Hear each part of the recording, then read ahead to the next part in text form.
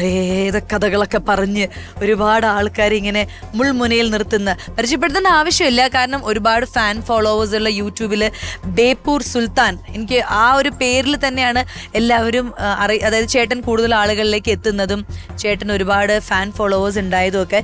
അപ്പോൾ എങ്ങനെയാണ് അതിലേക്ക് എത്തിയത് ഈ ബേപ്പൂർ സുൽത്താൻ, അതിനെക്കുറിച്ച് പറയൂ. ബേപ്പൂർ സുൽത്താൻ 2017 മുതൽ എൻ്റെ കൂടെ ഉണ്ട്. ഞാൻ ബേപ്പൂർ സുൽത്താൻ എന്നുള്ള ചാനലിൻ്റെ പേര് ശരിക്കും ബേപ്പൂർ സുൽത്താൻ ഒരു പരകായ പ്രവേശം എന്നാണ്, അതായത് ആസ്ട്രൽ പ്രൊജക്ഷൻ. എൻ്റെ തറവാടിൻ്റെ തൊട്ടടുത്താണ് വൈക്കം മുഹമ്മദ് ബഷീറിൻ്റെ വീട്. അദ്ദേഹമാണ് ബേപ്പൂർ സുൽത്താൻ എന്നറിയപ്പെടുന്നത്. എപ്പോഴോ ഒരു ദിവസം എനിക്ക് കഥ പറയാൻ പറ്റിയതാണ്, അല്ലാതെ ഞാൻ ചെറുപ്പം മുതലേ കഥ പറയുന്ന ഒരാളൊന്നല്ല. സോ അങ്ങനെ വന്നപ്പോൾ ഞാൻ വിശ്വസിക്കുന്നു അദ്ദേഹം ശ്വസിച്ച വായു ഞാനും ശ്വസിക്കുന്നുണ്ട്, അദ്ദേഹത്തിന്റെ ആത്മാവ് എൻ്റെ ഉള്ളിലുണ്ട് എന്ന് ഞാൻ വിശ്വസിക്കുന്നു. എനിക്കിപ്പോഴും പലപ്പോഴും ആ ഒരു മാംഗോസ്റ്റിൻ മരത്തിന്റെ താഴെ ചെല്ലുമ്പോൾ എനിക്കത് ഫീൽ ചെയ്യാറുണ്ട്, ഞാൻ പ്രേതം ഉണ്ട് എന്ന് പറയുന്നില്ല, പക്ഷെ ഒരു ഫീലിംഗ് എനിക്ക് പലപ്പോഴും കിട്ടിയിട്ടുണ്ട്.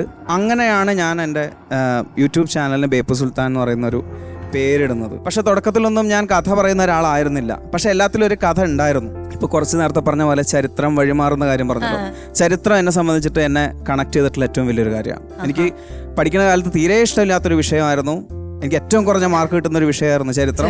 പക്ഷെ ഇന്ന് ഞാൻ ജീവിക്കുന്നത് ചരിത്രം വെച്ചിട്ടാണ്.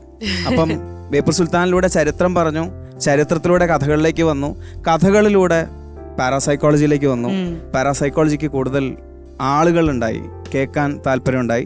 പിന്നെ എൻ്റെ ഉള്ളിൽ ചെറിയൊരു ആർട്ട്, ഞാനൊരു ഗ്രാഫിക് ഡിസൈനറാണ്. അപ്പോൾ കുറച്ച് ഗ്രാഫിക്സും കുറച്ച് ബാക്ക്ഗ്രൗണ്ട് സ്കോറും മ്യൂസിക്കും സൗണ്ട് എഫക്ട്സ് ഒക്കെ കൂടി ചേർത്ത് പേടിപ്പിക്കാൻ തുടങ്ങി. കഴിഞ്ഞ 3 വർഷം കൃത്യമായിട്ട് ഞാൻ പേടിപ്പിച്ചു. ആ 3 വർഷം കൊണ്ട് ഇന്ന് എൻ്റെ ഫാമിലി 5.5 ലക്ഷം ഫോളോവേഴ്സ് ഉള്ള ഒരു വലിയ ഫാമിലിയാണ്.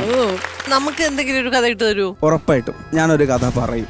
അയ്യോ, കഥ പറയുന്നതിൽ തന്നെ ഒരു പേടിപ്പിക്കുന്ന ഒരു കാര്യമുണ്ട്. അയ്യോ, ഇതൊരാളുണ്ടല്ലോ നമ്മൾ പരിചയപ്പെട്ടില്ല. Hi dear. കൂളിംഗ് ഗ്ലാസ് ഒക്കെ വെച്ച് സ്റ്റൈലായിട്ട്. എന്താണ് വിശേഷം? പേര് പറയൂ. ഏകലവ്യൻ. ഭയങ്കര പേരാണല്ലോ. ഇനി നമുക്ക് ഈ നാത്തുമാരുടെ ഒരു പാട്ട് കേൾക്കണ്ട മിയ? കേൾക്കാം. യെസ്, നിങ്ങൾ രണ്ടുപേരും കൂടി ഒരു പാട്ട്. കനക തരംഗിത യമുനാ തീരെ വസതി വനേ വനമാലി. കനക തരംഗിത യമുനാ തീരെ വസതി വനേ വനമാലി.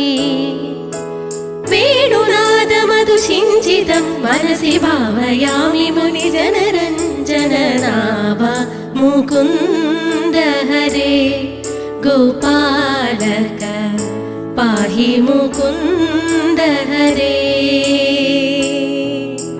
വരദായക യദുനന്ദന സുന്ദരനാഭ മുകുന്ദ ഹരേ ഗോപാലക പാഹി മുകുന്ദ ഹരേ.